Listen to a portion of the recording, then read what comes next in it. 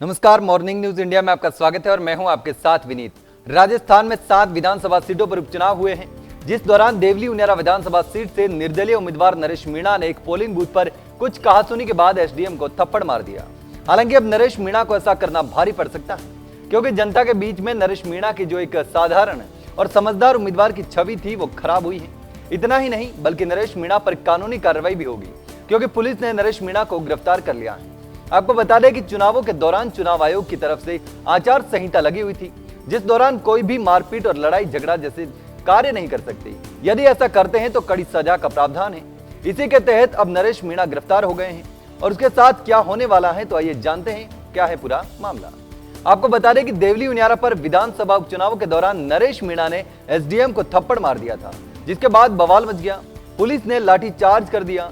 वहीं नरेश मीणा के समर्थकों द्वारा कई गाड़ियों में आग लगा दी गई और जमकर बवाल मचाया। हालांकि इस घटना के बाद नरेश मीणा फरार हो गए थे, जिन्हें अब गिरफ्तार कर लिया गया है। अब मतदान के दौरान मारपीट करना कितना भारी पड़ता है, इसका सबको पता चल जाएगा, क्योंकि निर्वाचन आयोग ने चुनाव में किसी भी तरह की गड़बड़ी फैलाने, बूथ कैप्चरिंग करने और मारपीट करने वालों को 10 साल तक की सजा का प्रावधान किया है। जबकि पहले मतदान के दौरान आरोपी को छोटी मोटी धाराओं में चालान करके निजी मुचलके पर छोड़ दिया जाता था, जिससे चुनाव में धड़ल्ले से धांधली होती थी।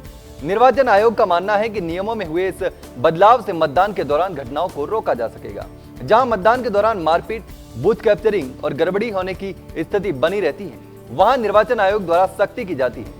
आपको बता दें कि अभी तक मतदान में मारपीट करने वाले आरोपी को धारा 151 या 7/17 में निरुद्ध करके मजिस्ट्रेट के समक्ष पेश किया जाता था। वहां निजी मुचलके पर छोड़ दिया जाता था। ऐसे में घटनाओं पर लगाम नहीं लग रही थी, जिसको देखते हुए निर्वाचन आयोग ने मतदान के दौरान गड़बड़ी, मारपीट और बूथ कैप्चरिंग करने वालों के खिलाफ धारा 323, 333, 353 और 171 की उपधाराओं में द, ग, ज और ज, 307, 504, 506 और 392, 395 सहित समेत अपराध के लिए भारतीय दंड संहिता की धाराओं में एफआईआर दर्ज करवाने का आदेश दिया है। इन धाराओं में 2 से 10 साल तक की सजा का प्रावधान है।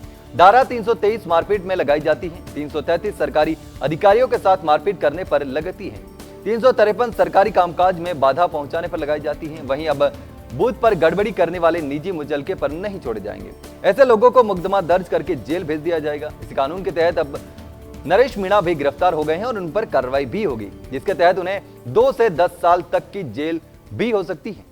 फिलहाल के लिए इतना ही। इस प्रकार की तमाम खबरें हम आपके लिए लेकर आते रहेंगे। तब तक के लिए बने रहिए मॉर्निंग न्यूज इंडिया के साथ। धन्यवाद। ऐसे ही और वीडियोस देखने के लिए सब्सक्राइब करें मॉर्निंग न्यूज इंडिया को और जुड़े रहिए हमारे साथ।